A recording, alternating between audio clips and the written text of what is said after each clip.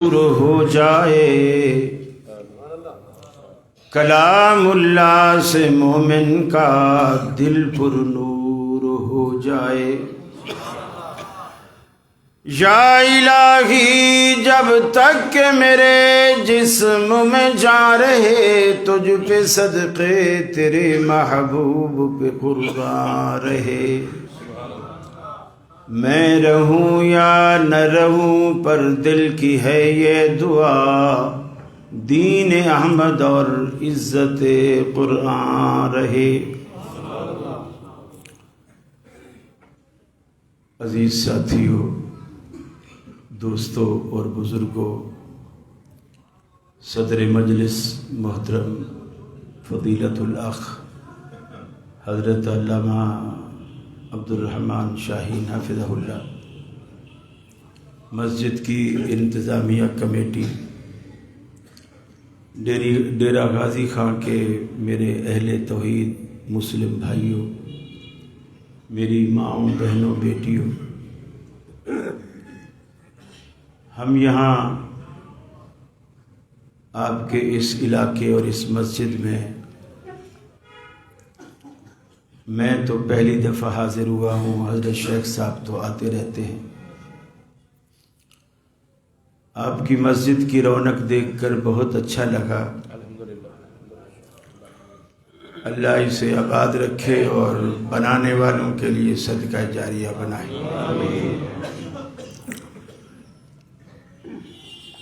محترم شاہین صاحب اپنی محبت میں بہت کچھ فرما رہے تھے،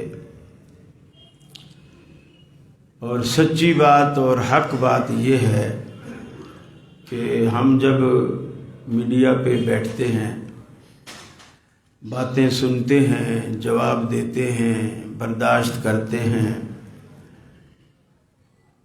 اس میں ہمارا کوئی کمال نہیں ہوتا، وہ صرف اور صرف دو باتیں کار فرما ہوتی ہیں۔ ایک تو ہمارے مسلک کی حقانیت، اور دوسرا اس کے پیچھے آپ دوستوں کی دعائیں ہوتی، بس۔ اور یہی دعائیں ہیں جس کی وجہ سے سچی بات ہے زندگی کی گاڑی چل رہی ہے،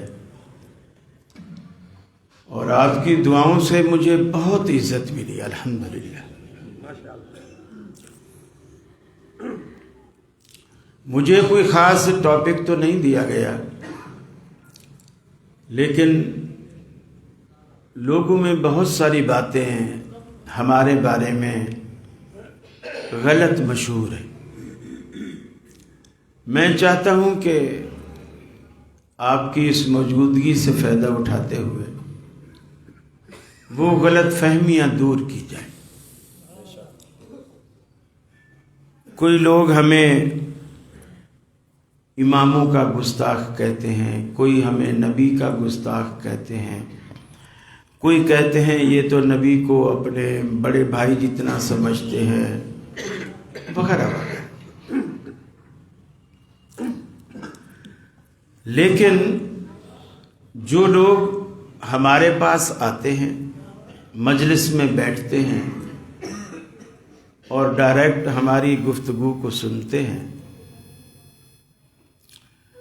وہ اس غلط فہمی کا شکار نہیں ہوتے، چونکہ اسے پتہ ہے کہ یہ تو بات صحیح کہہ رہے ہیں۔ اور جو لوگ دور رہتے ہیں یا انہیں دور رکھا جاتا ہے، قریب آنے نہیں دیا جاتا، تو وہ اس غلط فہمی کا شکار رہتے ہیں۔ دیکھیے، دنیا میں ہمارے جو آنے کا مقصد ہے وہ ہے اللہ کی عبادت، اللہ کی بندگی، اسے خوش کرنا، اسے راضی کرنا۔ پہلے بغیر محنت کے ہمیں جنت ملی تھی، ہم نے شاید اس کی قدر نہیں کی۔ اب اللہ کہتا ہے کہ اب تم کماؤ، محنت کرو۔ لیکن ہمیں چونکہ اسلام پورے کا پورا بغیر محنت کے ملا ہے، یہ محنت صحابہ کرام نے کی ہے، ہم تو ان کی پکی پکائی کھیر کھا رہے ہیں، ہمیں محنت نہیں کرنی پڑی، اس لیے ہمیں اس کی آج قدر نہیں ہے۔ قدر تو ان لوگوں کی تھی جن کا خون پسینہ اس میں صرف ہوا ہے، جنہوں نے جانیں کٹائی۔ حضرت بلال جیسے جو اللہ احد کہنے کی بھی قیمت ادا کرتے تھے، اور آپ تو کھل کر ہر بات کہتے ہیں، آپ کو آزادی ہے۔ قیمت تو حضرت سمیہ نے چکائی، اور آزاد ہو کر 2 اونٹوں کے درمیان باندھا گیا، ایک ہاتھ ایک ٹانگ ایک اونٹ کے ساتھ، اور ایک ہاتھ ایک ٹانگ دوسرے اونٹ کے ساتھ، دونوں کو مخالف سمت کھڑا کر دیا گیا، اور اس سے کہا بول اسلام چھوڑتی ہے یا نہیں؟ اس نے کہا جو شخص اسلام کی ایمان کی لذت پا چکا ہو وہ کسی قیمت پر اسے کھو نہیں سکتا، حالانکہ وہ عورت ہے۔ ابو جہل نے جسم کے عین وسط کا تیر کا نشانہ بنایا، اس نے تیر مارا اور اونٹوں کو مخالف سمت دوڑایا، اور دونوں ٹانگوں کے بیچ میں سے جسم بالکل 2 لخت ہو کے آدھا ایک اونٹ کے پیچھے آدھا ایک اونٹ کے پیچھے۔ قدر ان لوگوں کو تھی، ہمیں تو پکی پکائی کھیر ملی ہے۔ یہ بالکل ایسی بات ہے، ایک چودھری کا بیٹا جوان ہو گیا، اب چودھری کا بیٹا ہے، اس کو کیا کمانے سے غرض، نوکری کرنے سے غرض، ابا کا دیا ہوا پیسہ بہت ہے، ابا کی کمائی پہ بڑوں کے بچے بہت عیش کرتے ہیں۔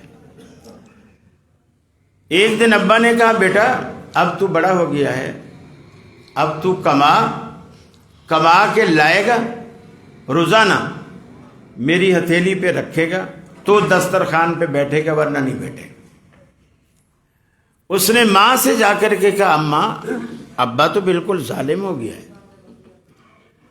بھلا چودھری کا بیٹا ہوں، اتنے نرم و نازک ریشم جیسے ہاتھ ہیں، پتہ نہیں کتنی کریمیں دن میں لگاتا ہوگا ہاتھوں کو، اتنے نرم و نازک ہاتھ ہیں، بھلا تیرا بیٹا اب یہ مزدوری کرتے ہوئے جچے گا کوئی؟ ماں نے کہا بیٹا پریشان نہ ہو، میرے پاس جمع پونجی ہے، سستا زمانہ تھا، مزدور کو 10 روپے ملتے تھے، بولے شام کو میرے پاس آ جایا کرنا، میں تمہیں 10 روپے دے دیا کروں گی، ابا کو دے دیا کرنا۔ اب وہ روزانہ یہی کرتا، عصر کے ٹائم اماں کے پاس آتا، 10 روپے لیتا، ابا کو جا کے پکڑا لیتا کہ میں مزدوری کر کے لایا۔ ابا روزانہ اس 10 روپے کو اپنے ہاتھوں میں پکڑتا، بچے کے سامنے اسے پھاڑ کے کئی ٹکڑے کر کے پھینک دیتا۔ گزرتا رہا وقت، بڑی رفتار سے چلا۔ ایک دن ماں نے کہا بیٹا میرے پاس تو پیسے ختم ہو گئے، اور آج تو تجھے کمانا پڑے گا، اور ابا تیرا بڑا ظالم ہے، یار یہ دسترخوان پہ بیٹھنے نہیں دے گا، تو کما کے لا۔ آج وہ پہلی دفعہ کمانے نکلا، کہیں بوریاں اٹھانے کا کام مل گیا، کہیں تغاری اٹھانے کا کام مل گیا، کرتا رہا۔ شام کو 10 روپے لے کر آیا، ابا حسب معمول اسی طرح 10 روپے کو پکڑ کے جب پھاڑنے لگا نا، تو بیٹے نے ابا کا ہاتھ پکڑ لیا،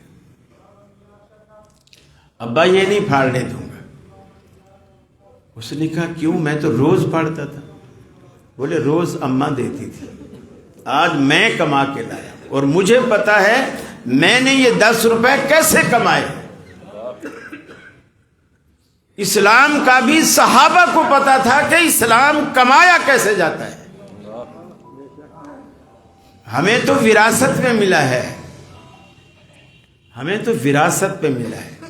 ابا مسلمان تھا، دادا مسلمان تھا، نانا مسلمان تھا، مسلمان کے گھر میں پیدا ہو گئے، عبداللہ عبد الرحمن نام ہو گیا، گائے کا گوشت شروع سے کھانے لگے ہیں، ختنے ہو گئے ہیں، لہذا ثابت ہوا کہ ہم سارے مسلمان ہیں۔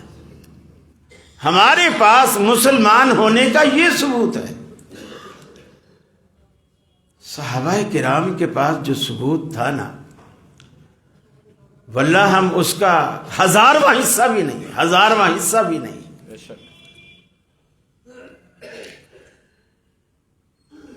اللہ کا بڑا احسان ہے، اس نے ہمیں اپنی تمام مخلوقات میں شرف انسانیت بخشتے ہوئے انسان بنایا۔ وَلَقَدْ كَرَّمْنَا بَنِي آدم، اللہ نے اولاد آدم کو بڑی عزت سے نوازا ہے، بڑی عزت سے۔ پھر دوسرا بڑا احسان، اس نے ہمیں مسلمان بنایا۔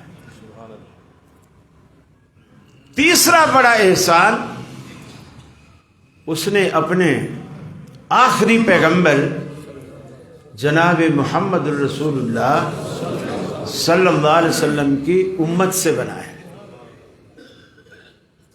اور چوتھا بڑا احسان، آپ کی امت میں بھی بہت لوگ ہیں، چوتھا بڑا احسان، اس نے ہمیں عقیدہ توحید سے نوازا۔ پانچواں بڑا احسان، توحید کے عقیدے کے ساتھ ساتھ اس نے سنت نبوی سے محبت کرنے کی توفیق عطا فرمائی۔ چھٹا بڑا یہ احسان کہ صحابہ کرام سے بھی ہمیں محبت کرنے کی توفیق بخشی، اہل بیت سے بھی محبت کرنے کی توفیق بخشی۔ ہم کسی صحابی کی تنقیص نہیں کرتے، جو بھی نبی کی محبت دل میں رکھ کر اللہ کے رسول کی زیارت اس نے اپنی آنکھوں سے کی، یا نبینا ہے زیارت نہیں کر سکا، اس نے ملاقات کی حالت ایمان میں، اور پھر اسی حالت پہ فوت بھی ہو گیا، اللہ نے اس بندے پر دوزخ کی آگ کو حرام کر دیا۔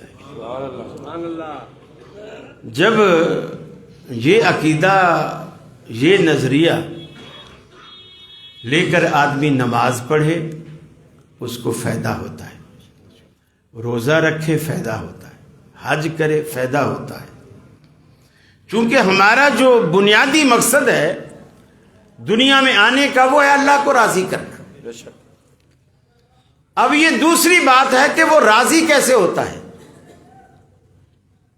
آج ہم چاہیں گے کہ اس پر تھوڑی ڈسکس کریں انشاءاللہ کہ وہ راضی کیسے ہوتا ہے۔ چونکہ دنیا میں جتنے مسالک ہیں، چاہے وہ ان کا دیوبند نام ہو، بریلوی نام ہو، اہل حدیث نام ہو، یا کوئی اور نام، حتیٰ کہ کوئی ہاتھ سینے پر باندھتا ہے، کوئی پیٹ پہ باندھتا ہے فوق السرہ، کوئی تحت السرہ ناف سے بھی نیچے باندھتا ہے، اور کوئی بالکل باندھتے ہی نہیں، چھوڑ دیتے ہیں۔ لیکن آپ کسی سے بھی پوچھو، ہاتھ باندھنے والے سے، سینے پر باندھنے والے سے، پیٹ پر باندھنے والے سے، ناف سے نیچے باندھنے والے سے، یا چھوڑ کر پڑھنے والے سے، آپ پوچھو کہ آپ یہ عمل کس لیے کرتے ہو، کس کو خوش کرنا چاہتے ہو؟ آپ کو شیعہ بھی کہے گا، بریلوی بھی کہے گا، دیوبندی بھی کہے گا، اہل حدیث بھی کہے گا کہ میں تو اللہ کو راضی کرنے کے لیے اس طرح نماز پڑھ رہا ہوں۔ دوسرا کوئی جواب اس کا نہیں ہو، یہی جواب ہو۔ سوال یہ ہے کہ کیا اتنے سارے طریقے اللہ کو راضی کرنے کے ہیں؟ سید عطا اللہ شاہ بخاری رحمہ اللہ جماعت احرار کے بانی تھے، انگریز کے خلاف بڑا جہاد کیا، بڑا جہاد کیا، بے حد مجاہد آدمی تھا، اور اچھا کام کوئی بھی کرے اس کو سراہنا چاہیے، تعریف کرنی چاہیے۔ وہ تقریر میں اکثر لوگوں کو سمجھانے کے لیے بہت سارے واقعات، کوئی زندگی کے واقعات، کوئی ویسے سنایا کرتے تھے۔ وہ کہنے لگے کہ میں ایک جگہ مسجد میں گیا، میں نماز کے بعد فارغ ہو کے بیٹھا ہوا تھا، ایک شخص آیا، اس نے اللہ اکبر کیا، ہاتھ سینے پر باندھے، اور نماز شروع کر دی. میں سمجھ گیا کہ یہ اہل حدیث ہے. دوسرا شخص آیا, اس نے سینے سے نیچے تھوڑا ناف سے اوپر ہاتھ باندھے. میں سمجھ گیا یہ حنفی دیوبندی ہے. اور ایک آیا, اس نے بالکل ہی ناف سے نیچے باندھے. میں سمجھ گیا کہ یہ حنفی بریلوی ہے. پھر کہتے ہیں ایک آیا, اس نے اللہ اکبر کہا اور ہاتھ چھوڑ دیے. میں سمجھ گیا کہ یہ شیعہ ہے. میں بیٹھا رہا. اس کے بعد ایک اور شخص آیا, اس نے اللہ اکبر کہا اور دونوں ہاتھوں کو اس طرح آپس میں انگلیاں پھنسائیں اور سر کے پیچھے لے جا کر گردن کے اندر یہ اس طرح چمبا ڈال کے گردن کے اندر اس نے ڈال دی. تو کہتے ہیں کہ میں سوچتا رہا کہ یہ کون سا مذہب ہے. میں ہاتھ چھوڑنے والوں کو بھی جانتا ہوں, ناف والوں کو بھی جانتا ہوں, سینے والوں کو بھی جانتا ہوں, لیکن یہ مذہب کون سا ہے. سوچتا رہا. کہتے ہیں جب وہ نماز سے فارغ ہوا تو میں اس کے قریب گیا اور میں نے کہا بھائی یہ جس طریقے کی تو نے نماز پڑھی ہے یہ کون سا مسلک ہے. تو کہتے ہیں کہ وہ مجھے کہنے لگا شاہ صاحب میں پہلے سینے پر ہاتھ باندھتا تھا, پھر ایک مسجد میں گیا, لوگوں نے مجھے کہا اوے تو بے امامیہ, بے پیرا, بے مرشد, غیر مقلد, تو کافر ہے. تو میں نے کہا پھر میں کیسے نماز پڑھا کروں. انہوں نے کہا پیٹ پہ ہاتھ باندھا کر. میں پیٹ پہ باندھنا شروع کر دیا. پھر ایک مسجد میں گیا, وہاں میں نے نماز پڑھی تو انہوں نے اسی طرح اعتراض کیا توبہ توبہ تو یہ ابو حنیفہ کا مقلد ہے, تو فلاں ہے, تو یہ ہے, تو اہل بیت کا منکر ہے, فلانے کا منکر ہے. میں نے کہا میں کیسے ہاتھ باندھوں. انہوں نے کہا چھوڑ کے پڑھا کر, جو طریقہ ہے اہل بیت کا طریقہ ہے, چھوڑ کے پڑھنا. میں بولے چھوڑ کے پڑھنے لگا. تو پھر بولے میں ایک دن ایک مسجد میں میں نے نماز پڑھی, ہاتھ چھوڑ کے پڑھ رہا تھا تو لوگ جمع ہو گئے اور انہوں نے کہا توبہ توبہ تو شیعہ ہے, ہمیں تو اب صفیں دھونی پڑے گی, تو کافر ہے, یہ ہے وہ ہے. میں نے کہا میں کہاں ہاتھ باندھوں. تو انہوں نے کہا کہ تم سینے پر باندھا کرو. میں نے کہا میں سینے سے تو چلا تھا, جب بھی کافر بنا. پیٹ پہ باندھے تب بھی لوگوں نے کافر کہا, چھوڑ کے پڑھے تب بھی لوگوں نے کافر کہا. تو میں لوگوں کے کفر کے فتوے سے بچنے کے لیے میں نے ایک سوچ کے نیا طریقہ نکالا ہے. اس کا نہ کسی کو پتا ہے, نہ کوئی مجھے کافر کہتا ہے. میں لوگوں کے فتوے کی زد سے بچنے کے لیے میں نے ایسا طریقہ اختیار کیا. شاہ صاحب کہتے ہیں افسوس ہے علماء پر جنہوں نے اسلام جیسے کھرے مذہب کو جو آیا ہی امن قائم کرنے کے لیے ہے اتنا پیچیدہ بنا دیا. اپنے فتووں کی وجہ سے اتنا پیچیدہ بنا دیا کہ لوگ اب اصل اسلام کو چھوڑ کر ان کے فتووں سے بچنے کے لیے نئی راہ تلاش کرنا چاہتے ہیں, نئی راہ تلاش کرنا چاہتے ہیں. آپ لوگوں کو اسلام سے, اصلی اسلام سے دور نہ کیجیے, بدظن نہ کیجیے, ان کو قریب کیجیے. سب سے پہلے اپنی زبان سے فتوے بازی ہٹا کر ذہن سازی پیدا کیجیے, لوگوں کی ذہن سازی کیجیے. اس سے قومیں بنتی ہیں. جب تک آپ دیکھیے, اب ایک اہل حدیث آتا ہے, پہلی سب پوری ہے, وہ پیچھے اکیلا ہے. اب وہ بیچ میں سے کسی کو کھینچنے لگتا ہے تو وہ اس کو کونیاں مارتا ہے. کونیاں جاتا ہی نہیں پیچھے. بھی میں نماز پڑھ رہا ہوں, مجھے پیچھے کیوں کھینچ رہا ہے؟ اس لیے کہ اویئرنیس نہیں ہے, لوگوں کو پتہ نہیں ہے کسی بھی بات کا. اگر ایسا ہو ہمیں کیا کرنا ہے, ایسا ہو ہمیں کیا کرنا ہے. پہلے کسی کو بریف تو کرو نا. یہ دوسری بات ہے کہ یہ حدیث ضعیف ہے, صحیح ہے, میں ابھی اس چکر میں نہیں پڑھ رہا. صرف یہ کہ پہلے اس کو گائیڈ تو کرو نا. مثال کے طور پر جنازے میں ایک سلام بھی درست ہے، 2 سلام بھی درست ہیں، لیکن اگر ادھر رواج 2 سلام کا ہے اور آج میں نے کوئی جنازہ پڑھایا ہے اور میں ایک طرف سلام پھیرنا چاہتا ہوں، تو میں جنازہ پڑھانے سے پہلے پبلک کو تھوڑا سا بتاؤں، اس بارے میں بتاؤں کہ ایک طریقہ جنازہ پڑھنے کا یہ بھی ہے، اور اگر 4 تکبیر سے اوپر جانا چاہتا ہے تو 5ویں 6ٹھی تکبیر کہنے سے پہلے لوگوں کو بتائے، ورنہ پیچھے لوگ سبحان اللہ کہتے رہیں گے۔ تو پہلے ذہن سازی کرو۔ اب دیکھیے مسجد نبوی کے اندر رسول اکرم صلی اللہ علیہ وسلم تشریف فرما ہے، مسجد صحابہ سے بھری پڑی ہے۔ بخاری شریف کی روایت، ایک نوجوان آدمی آپ صلی اللہ علیہ وسلم کے سامنے بیچ میں کھڑا ہو گیا، نوجوان آدمی بیچ میں کھڑا ہو گیا، اور کھڑا ہو کر اس نے سوال کیا، اور بڑا عجیب و غریب سوال کیا کیا، بلکہ درخواست کی، اور وہ درخواست یہ ہے کہ اے اللہ کے رسول صلی اللہ علیہ وسلم، آپ کی ہر بات سچی ہے، میں مانتا ہوں، میں نماز بھی پڑھوں گا، روزے بھی رکھوں گا، حج زکوٰۃ جہاد جو بولو گے میں کروں گا، لیکن مجھے ایک گناہ کی عادت ہے، میں اسے نہیں چھوڑ سکتا، مر سکتا ہوں اسے نہیں چھوڑ سکتا، آپ مجھے اس گناہ کی اجازت دے دے بس، باقی میں آپ کی ساری باتیں مانوں گا۔ وہ گناہ کیا ہے؟ مجھے زنا کی عادت ہے، مجھے زنا کی اجازت دے دیجیے۔ یہ اجازت اس رسول سے مانگ رہا ہے جو رسول اس کو حرام کرنے کے لیے بھیجا گیا ہے، اور مسجد نبوی میں مانگ رہا ہے، صحابہ کے سامنے مانگ رہا ہے۔ اور آج اگر کوئی نوجوان اسی طرح کھڑا ہو کر اسی طرح کوئی بےہودہ بات کر لے، میرے خیال ہے مولوی کو کچھ کہنے کی نوبت ہی نہیں آئے گی، نمازی خود ہی اس سے نمٹ لیں گے، مولوی کو پتہ بھی نہیں چلے گا کہ وہ گیا کدھر ہے۔ اس لیے ہم کامیاب نہیں ہوتے اپنے مشن میں کہ ہم ذہن سازی نہیں کرتے۔ اب دیکھیے رسول اللہ صلی اللہ علیہ وسلم نے کیا کیا۔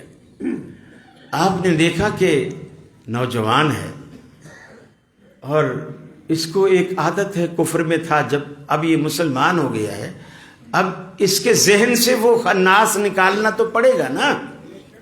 آپ نے اس کو قریب بلایا، قریب بلانے کے بعد جس طرح کوئی شفیق مہربان مشفق باپ کسی بگڑے ہوئے بیٹے کو سمجھاتا ہے، جس طرح ایک مشفق استاذ کسی بےہودہ شاگرد کو سمجھاتا ہے، بڑے پیار سے اس کے کندھے پہ ہاتھ رکھا اور کہا کہ دیکھو، یہ اجازت جو تم مجھ سے مانگ رہے ہو، یہی اجازت اگر کوئی اور شخص مجھ سے مانگے اور وہ ارادہ رکھتا ہو تمہاری بہن، ماں، بیٹی، پھوپھی، خالہ، ان کے ساتھ وہ برائی کا ارادہ رکھتا ہو اور مجھ سے اس کی اجازت مانگے، تو تیرے تیور کیا ہوں گے؟ اس نے کہا یا رسول اللہ، میں تو ایسا کر دوں گا، ویسا کر دوں گا، میں تو اس چیز کو بالکل برداشت کرنے والا نہیں۔ اب آپ نے فرمایا جب تو مجھ سے اجازت لے کر جائے گا، جہاں بھی جائے گا، وہ بھی تو کسی کی بیٹی ہوگی، کسی کی بہن ہوگی، کسی کی ماں ہوگی، سارے محرم رشتے گنوائے۔ اب وہ شرم سے سر جھکائے کھڑا ہے، یعنی اب اس کو بات سمجھ آ گئی ہے۔ آپ نے دیکھا کہ تیر نشانے پر لگ گیا ہے۔ اب آپ نے ایک اور کام کیا جو میں سمجھتا ہوں من حیث الجماعت پوری اہل حدیث قوم، پوری اہل حدیث برادری اس کام کو چھوڑ چکی ہے، اور وہ کام کیا ہے؟ اللہ کے رسول صلی اللہ علیہ وسلم نے اس کی کمر پہ ہاتھ پھیرا اور اس کو 3 دعائیں دیں۔ دعائیں، آج دعائیں تو ہماری جماعت سے نکل ہی چکی۔ کوئی بھولے سے بیچارہ مسافر آ کر مانگ بھی لے تو فوراً مسجد میں 10 بندے کھڑے ہو جائیں گے، بے بدعتی آ گئی ہے، یہ بدعت ہے، دعا چھڑوا دی۔ مجھے اچھی طرح یاد ہے کراچی میں ایک مفتی کا جنازہ تھا، مفتی صدیق صاحب. چونکہ عالم کا جنازہ تھا تو کراچی کے تقریباً سارے علماء جمع تھے، تو بہت سارے علماء تھے، تو جو وہاں کا مقامی امام تھا اس نے ہٹ کر کسی عالم دوسرے کو، جو اس میں بہت سارے آئے ہوئے تھے، اس کو کہا کہ آپ نماز پڑھائیں. ظہر یا عصر دونوں نمازوں میں سے کسی ایک نماز کا وہ وقت تھا. نماز کے بعد جنازہ ہونا تھا، جنازہ رکھا ہوا تھا. اب اس مولوی صاحب نے نماز پڑھائی. نماز پڑھا کے جیسے سلام پھیر کے مقتدیوں کی طرف رخ کیا تو پہلی صف میں کوئی ایک بابا بیٹھا تھا، بہت ضعیف العمر تھا. اس نے کہا مولوی صاحب کل میری آنکھ کا آپریشن ہے ہسپتال میں، آپ ذرا دعا کرا دیجئے اللہ تعالیٰ میرا آپریشن خیریت کے ساتھ نمٹا لے. تو اس نے تو دعا کر دی، یہ درخواست کر دی. اب مولوی صاحب اپنا انگلیوں پہ تسبیح پڑھ رہے تھے. وہ یہ سمجھا کہ شاید مولوی صاحب کو میری آواز نہیں گئی، اس نے پہلے سے ذرا زور سے کہا. اب مولوی صاحب کو تھوڑا غصہ آیا. مولوی صاحب نے کہا بیٹھ جا بابا بیٹھ جا، سن لیا میں نے، یہ اس طرح دعا کرنی بدعت ہے. اب وہ بیٹھا نہیں، وہ بیچارہ اٹھا، ہاتھ بھی اس کے کانپ رہے ہیں، پھر غصہ بھی آیا ہوا ہوگا، لکڑی بھی اس کے ہاتھ میں ہے، وہ بھی ایسے کانپ رہی ہے، اور وہ بڑبڑاتا ہوا پہلی صف سے پیچھے کی، اس نے جنازہ بھی نہیں پڑھا، پہلی صف سے صفوں کو چیرتا ہوا کہتا ہوا باہر نکلا کہ توبہ توبہ. اب تک تو میں یہ سمجھتا تھا کہ یہ وہابی لوگ غیر اللہ سے نہیں مانگتے، مجھے تو آج پتہ چلا ہے یہ تو اللہ سے بھی نہیں مانگتے. ہماری طرف سے یہ کتنا غلط میسج گیا، اور میں نہیں سمجھتا کہ وہ زندگی بھر کبھی اہل حدیثوں کی مسجد میں داخل بھی ہوا ہو. رسول اللہ کی مسجد میں اگر کوئی ایک دفعہ داخل ہوتا، اللہ کی قسم دوبارہ آنے کی خواہش کرتا. کتنا معاملہ الٹ ہے، اس کی اصلاح کون کرے گا؟ ہم اس پیغمبر کے ماننے والے ہیں جو ہمارے لیے پوری کائنات کے لیے مشعل راہ ہے. آپ نے اس کی کمر پہ ہاتھ پھیرا اور 3 دعائیں دی.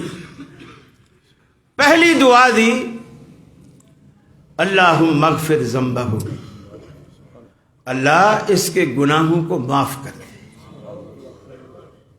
دوسری دعا دی طہر قلبہ، اللہ اس کے دل کو پاک کر دے، گناہوں کی گندگی سے غلاظت سے اس کے دل کو پاک کر دے. تیسری اور آخری دعا دی احسن فرجہ، اے اللہ اس کی آبرو کی حفاظت فرما. صحابہ کہتے ہیں آپ کی اس دعا کے نتیجے میں ہم نے زندگی بھر اس شخص کو دیکھا کہ گناہ کا ارادہ تو دور کی بات ہے، راستہ چلتے ہوئے ہم نے کبھی نظر اوپر اٹھا کے بھی چلتے ہوئے نہیں دیکھا. ہمیشہ کے لیے اس کی نظریں جھک گئی، حیا کی وجہ سے، شرم کی وجہ سے. ایک بندہ اللہ کے حبیب سے زنا کی اجازت مانگتا ہے اور ہمیشہ کے لیے زنا سے تائب ہو جاتا ہے، ذہن سازی کی وجہ سے اور دعا کے نتیجے میں. دعائیں بڑا کام کرتی ہیں، بڑا کام. اہل حدیثو دعائیں مانگا کرو، بے شک مولوی نہیں مانگنے دیتے، گھر میں مانگا کرو، اکیلے مانگا کرو، لیکن مانگا کرو. اللہ سے مانگنے کی عادت نہ چھوڑو. اللہ کے حبیب سے کہا گیا میں آپ اگر چاہیں تو میں آپ کو اود پہاڑ سونے کا بنا دوں. آپ نے فرمایا اللہ مجھے اتنا دے کہ صبح کھا کے بیٹھوں، شام کو پھر مانگنا پڑے، شام کو کھاؤں تو صبح پھر مانگنا پڑے، تاکہ تیری دربار میں مانگنے کی جو عادت اور لذت ہے یہ کبھی ختم ہی نہ ہو. اور آپ مانگنا چھوڑ بیٹھے. کوئی یہ پوچھتا ہے مسئلے آ کے مولوی صاحب ہاتھ اٹھا کے دعا کرنا ٹھیک ہے، کوئی یہ آ کے مسئلہ پوچھتا ہے مولوی صاحب دعا کر کے پھر ہم ہاتھوں کو چہرے پہ پھیرے کہ نہ پھیرے. ارے اللہ کے ولی کوئی چیز تم نے مانگی ہے اس کو پلے تو باندھنا، پلے تو باندھنا.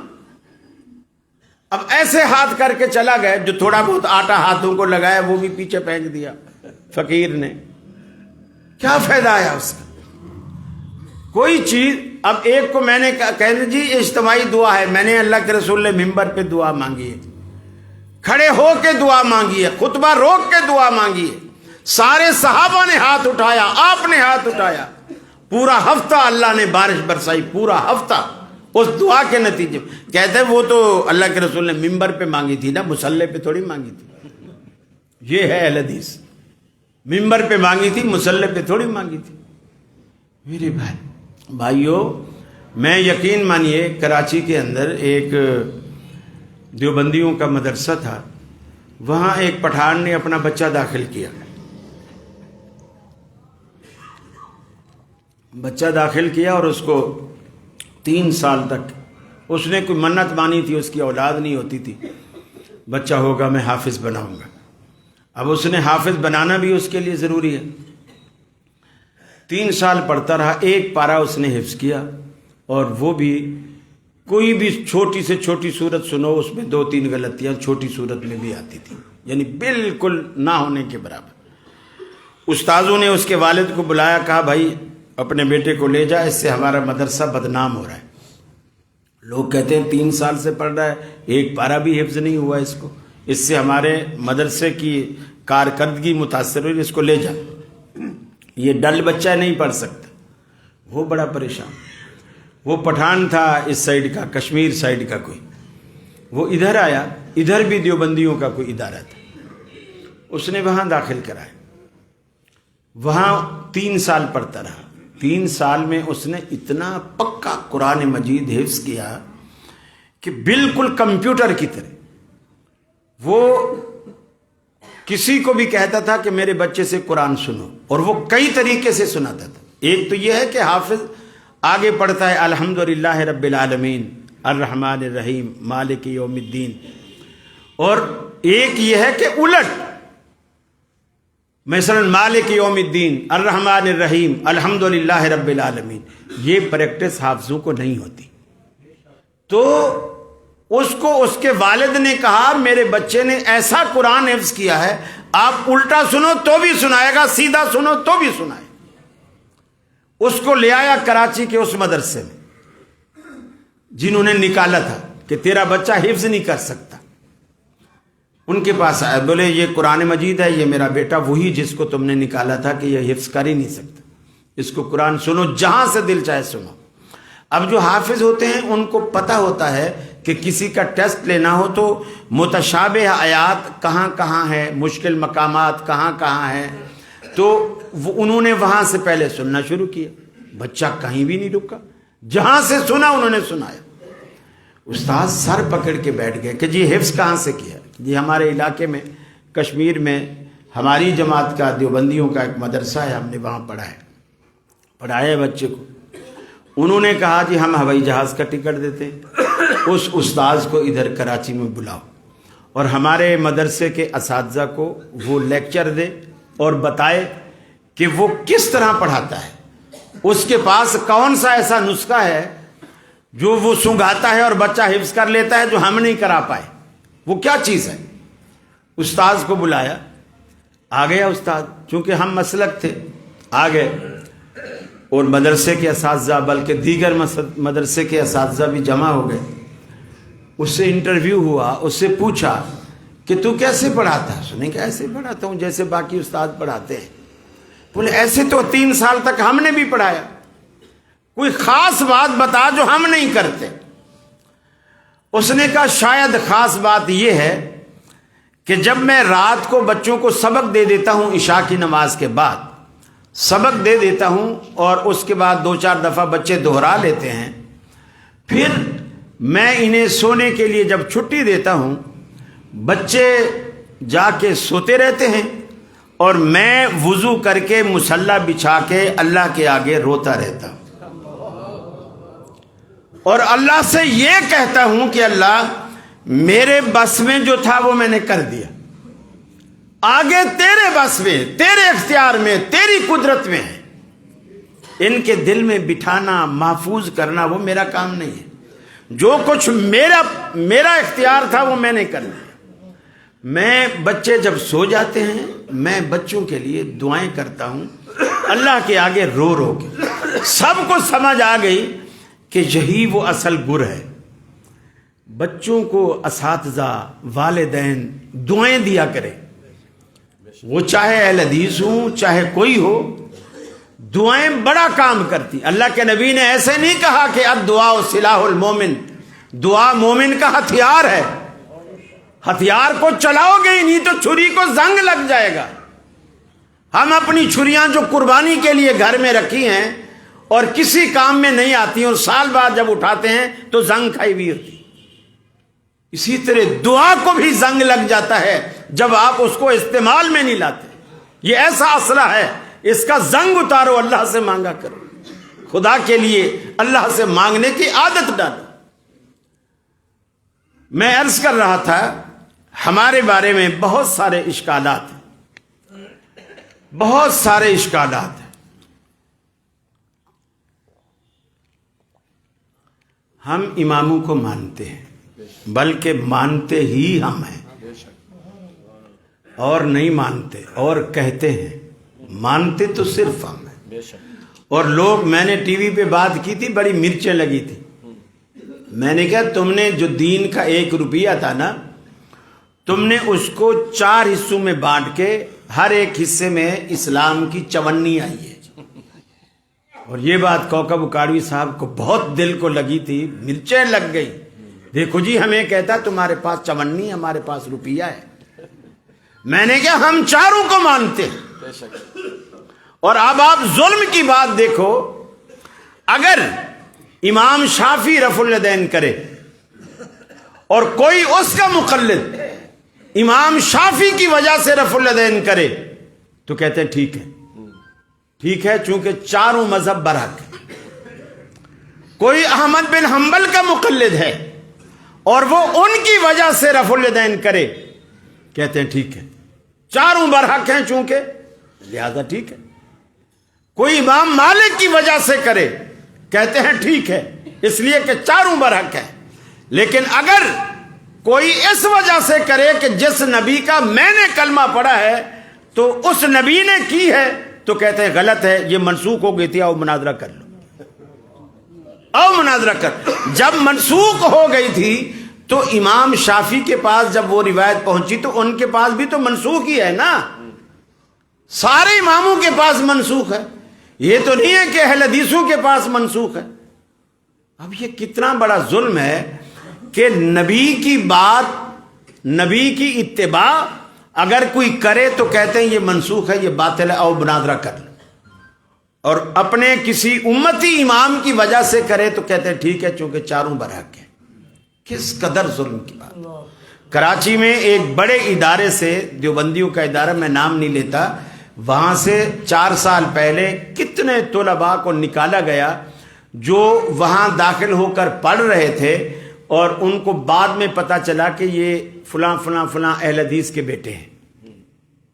ان کو نکالا گیا اور وہ اہل حدیث وہاں بچ گئے جنہوں نے وہاں یہ کہا اور لکھ کر دیا کہ جی ہم رفع الیدین امام شافعی کی وجہ سے کرتے ہیں، ہم شافعی ہیں، اہل حدیث نہیں ہیں. ان کو چھوڑ دی. کس قدر ظلم کی بات ہے، کس قدر ظلم کی بات ہے. حالانکہ آپ نے ایسے نبی کا کلمہ پڑھا ہے، یقین مانیے ایسے نبی کا کلمہ آپ نے پڑھا ہے کہ جس کی عظمت اور جس کا آغاز اللہ رب العالمین ان کی پیدائش سے نہیں بلکہ عالم ارواح سے کرتا ہے. فرمایا وَإِذْ أَخَذَ اللَّهُ مِيثَاقَ النَّبِيِّينَ لَمَا آتَيْتُكُم مِّن كِتَابٍ وَحِكْمَةٍ.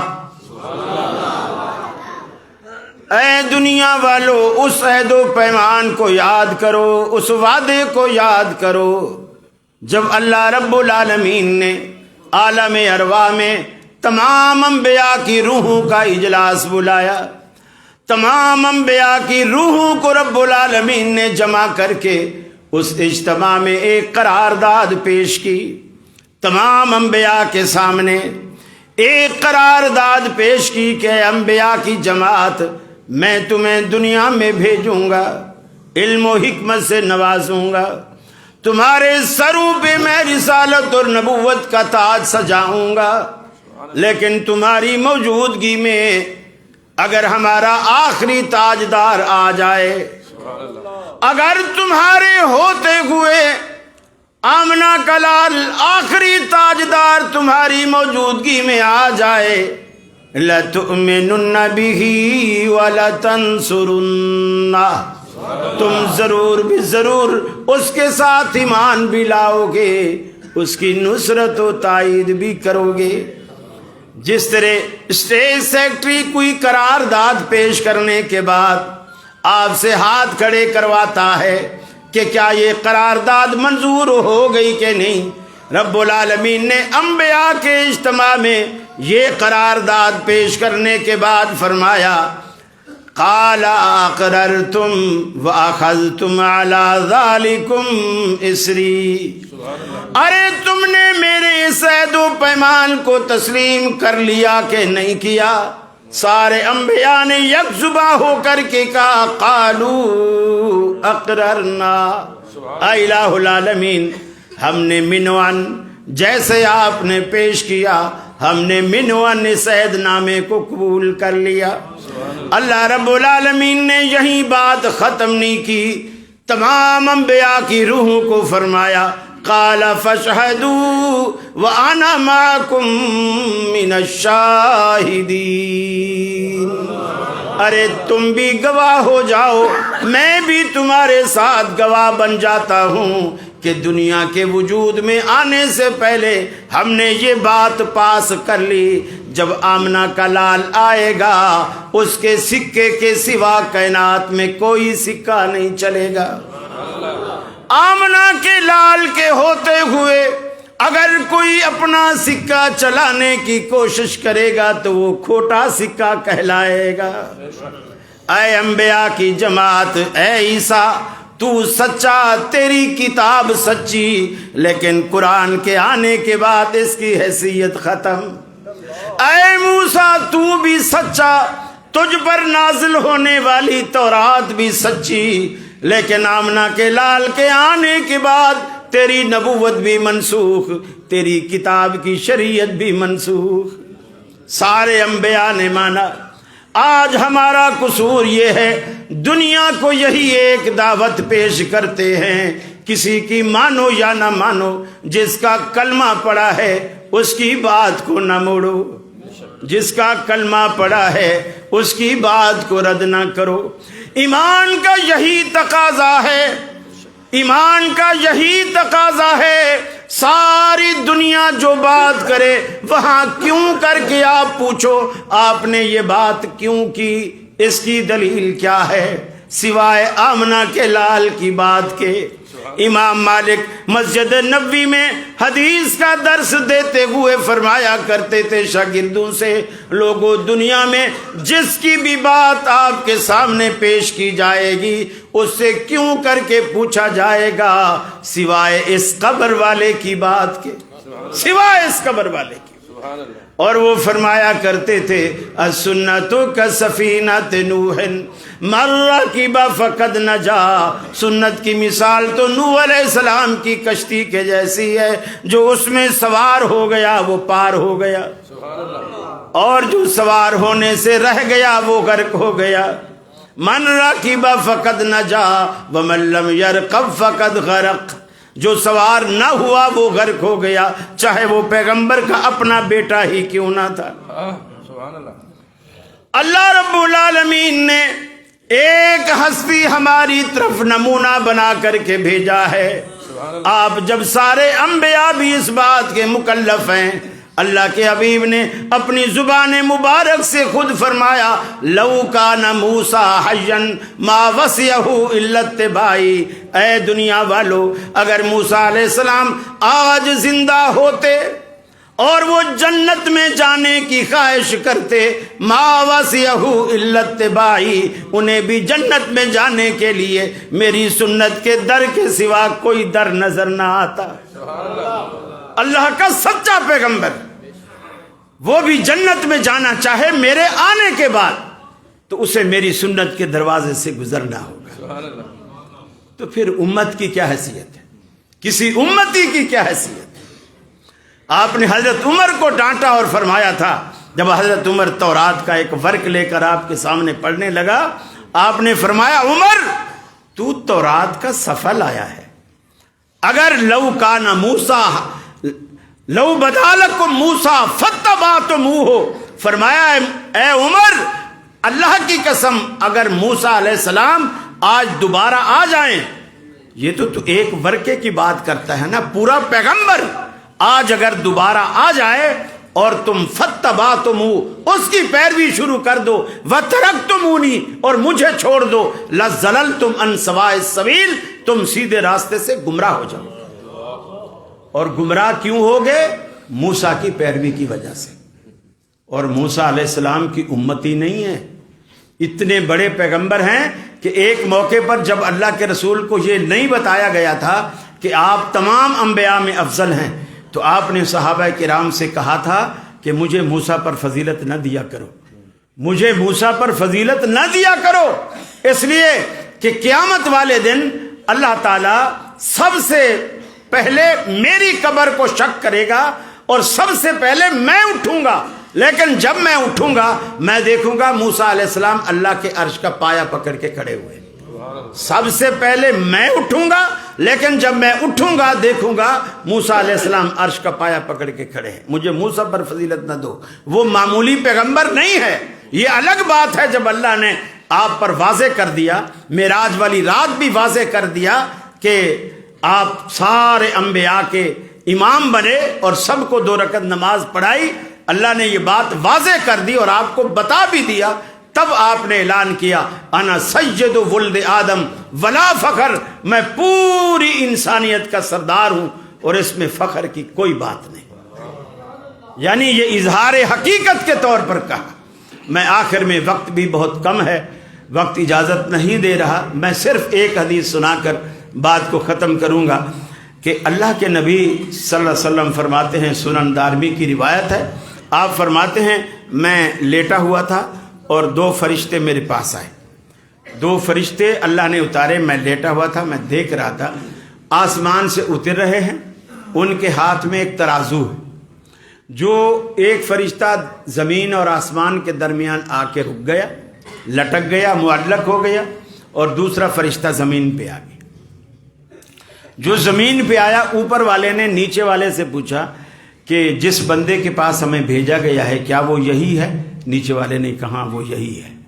اب اوپر والے نے ترازو کے پلڑے نیچے پھینک دیے، اس کا جو دستہ تھا وہ اوپر خود فرشتے نے پکڑا ہوا ہے اور اس کے دونوں پلڑے زمین کی طرف پھینک دیے۔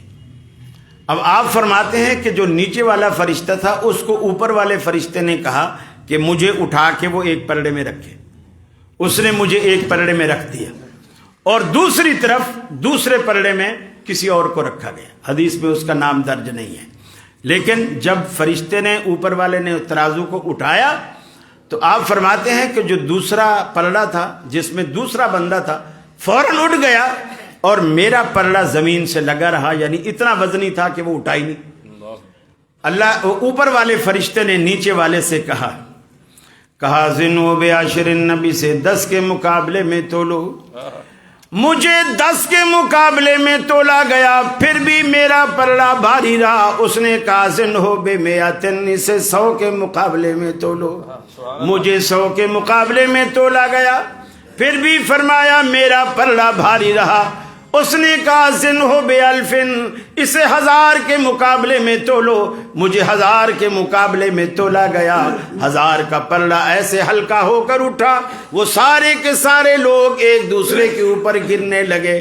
آپ نے فرمایا اب زمین والے فرشتے نے اوپر والے فرشتے سے کہا بھائی تو کیا کس ہستی کا وزن کن لوگوں کے مقابلے میں کراتا ہے؟ کبھی ایک کے مقابلے میں، کبھی 10 کے مقابلے میں، کبھی 100 کے مقابلے میں، کبھی 1000 کے مقابلے میں. واللہ لو وزنتہ بامتہ لرجعها، اللہ کی قسم اگر دوسرے پلڑے میں محمد عربی کے مقابلے میں پوری کی پوری کائنات کو بھی رکھ دے گا، پھر بھی آمنہ کے لال کا پلڑا بھاری رہے گا.